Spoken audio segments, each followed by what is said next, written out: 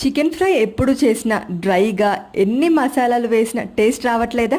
అయితే ఈ home made masala వేసి ట్రై చేయాల్సిందే.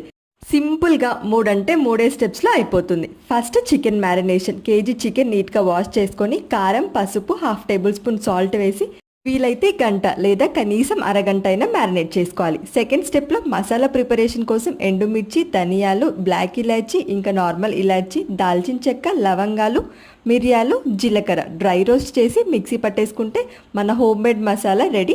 ఇప్పుడు third and final step curry preparation. కడాయిలో ఆయిల్ వేసుకొని ఆనియన్స్, ఇంకా పచ్చిమిర్చి, కరివేపాకు, సాల్ట్, హాఫ్ టేబుల్ స్పూన్ అల్లం వెల్లుల్లి పేస్ట్ వేసి బ్రౌన్ కలర్ వచ్చేంత వరకు ఫ్రై చేసుకోవాలి. నెక్స్ట్ ఇందులోనే కరివేపాకు, మ్యారినేట్ చేసిన చికెన్ వేసేసుకొని మూత పెట్టేసి చికెన్లో వచ్చే వాటర్తోనే ఉడికించుకోవాలి.